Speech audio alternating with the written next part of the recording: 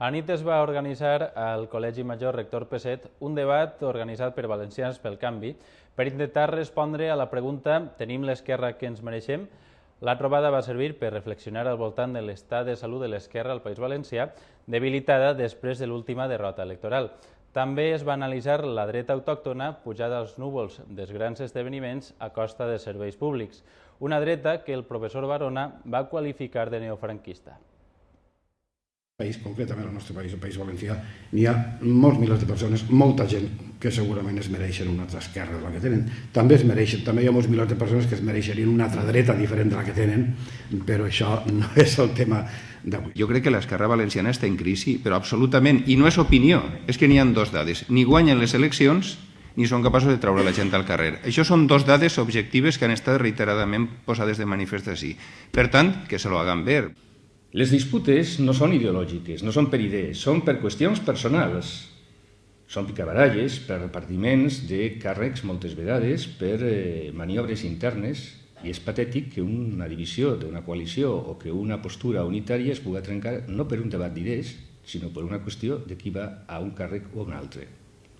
I és patètic que en un partit polític, després de fracassar electoralment, no n'hi hagi una revisió del per què i, per tant, un canvi, sinó que es produïsca per una qüestió absolutament personal. Però si tots plegats cabem en 3 taxis i tenim que fer un desafiament per a no quedar-nos fora de les Corts.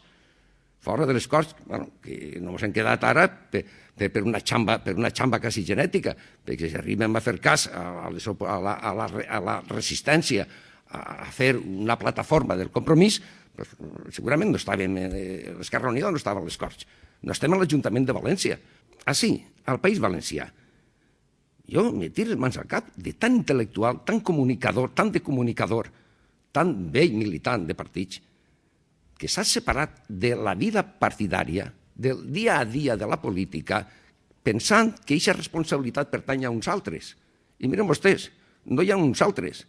La meva experiència és que en els partits no s'està produint el relleu. I els mitjans que s'utilitzen és guanyar l'opinió pública, no mobilitzar a la gent.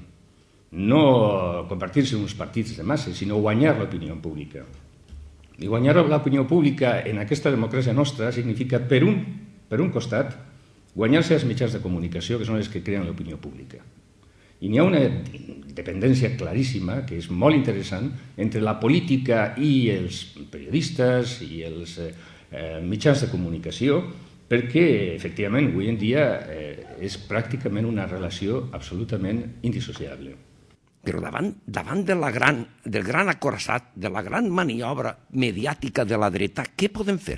I menys mal que no va eixir aquella maniobra mediàtica de sa plana, de fer tots els periòdics seus, la seva sarsa.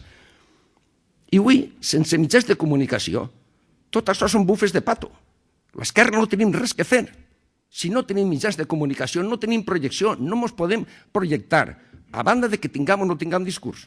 Aquesta serà una altra qüestió. El que sí que ha fet molt bé la dreta al voltant del PP és crear un partit neofranquista, amb una ideologia autoritària, al voltant del líder, d'uns valors confessionals, d'una sèrie d'idees que utilitzen sistemàticament el terrorisme i que ho tenen claríssim, i al voltant d'això mobilitzen la gent. L'esquerra té una resposta alternativa, uns valors alternatius que mobilitzen, i això és el punt.